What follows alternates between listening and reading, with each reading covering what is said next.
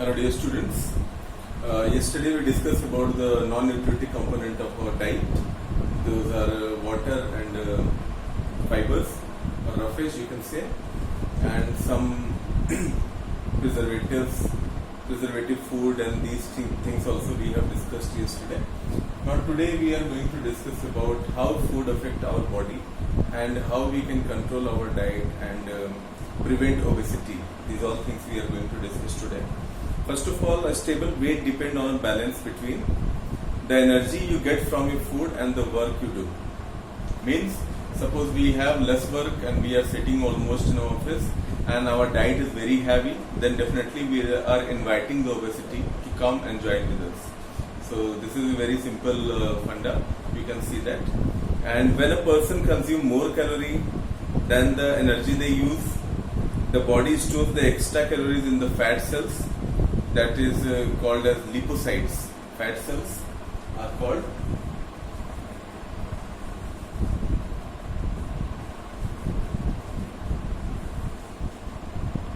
lipocytes. Okay. When a person burns up more calories than they consume, they will lose weight. If you want to lose weight, you have to work hard and you have to take less calories. As average you need, you have to use little less than that. Fat cells grow or shrink depending on how people use energy. A stable weight depends on a balance between the energy you get and the food that gives you energy, and that energy how you use it. Okay, so you use energy during the day in three ways. Energy expended during rest, that is called as basal metabolism, and energy used to break down food, thermogenesis it is called. Energy used during physical activities and exercising. Okay, so fat can build up, this lead to weight gain, and you can use your energies in the three ways which I told you. So most effective way is you can use energy in the field, you can work hard, you can have household works if you're not going outside anywhere, you can have some exercises at home, or you can skipping rope, you can run. So these ways you can use the energy whatever you are getting from your food. But how much energy we are getting from our food, that calculation is also very much important, and how it affects our body, its calculation is also very important.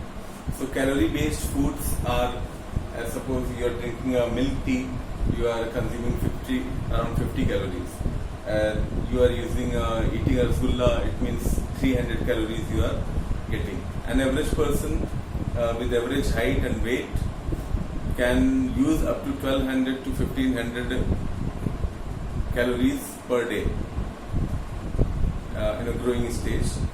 So 1500 if depending on height and weight. Okay, so it can be further extended to 2400 calories per day. But if you are exceeding more than that, definitely it will create problem for you, and you have to burn out your calories using some physical exercise and some extra works. So today we are going to discuss about the BMI, body mass index. BMI, if you calculate, you will come to know how your body structure is. Okay, it is BMI is equal to weight in meters, weight in kilograms, and upon height square, that should be meters. Okay, when you will divide your weight, as much you weigh, by your height, square of your height, that must be in meters. So you will come to know about your BMI. Your BMI will show that how much fit you are, and you need to lose calories, or you need to have more calories in your food. So underweight, there are 4 ranges of categories.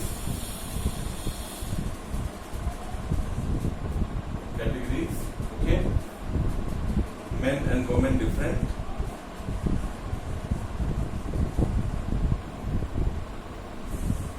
underweight,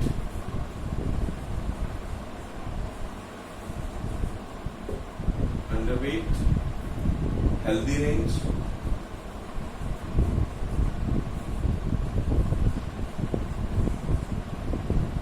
overweight,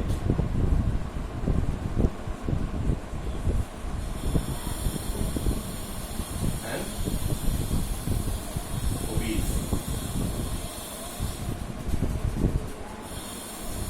Underweight should be less than 20.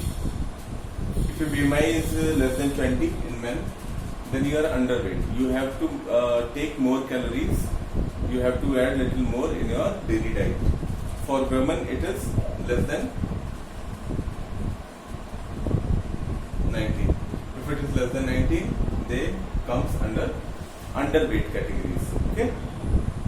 Healthy range from 20 to 25. If your BMI lies between 20 to 25, it means you are a healthy person, you are a fit person. You have to keep your diet in a proper way, and as much work you are doing, same way you have to continue. You can follow. For women, it is 19 to 24. Okay. For overweight, it is 26 to 30. Means now you have to reduce your calories and you have to work little more. For women, it is 25 to 29. Okay, it's 30 only. 25 to 30. For obese range, more than 30. And for women also, more than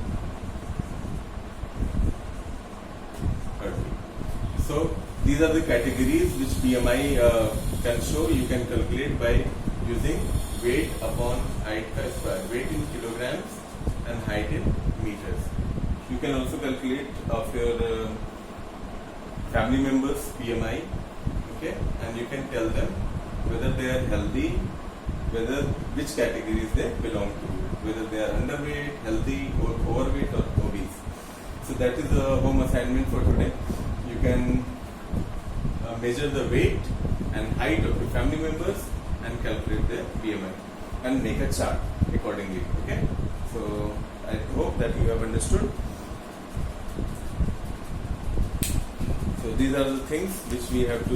You will get some numerical questions on this formula. BMI is equal to body mass index is equal to weight upon height square, weight in kilograms and height in meters. So first of all, you do it, apply this formula on your family members, try to calculate their BMI and tell them whether they are underweight, healthy, overweight or obese. So that is the home assignment for today.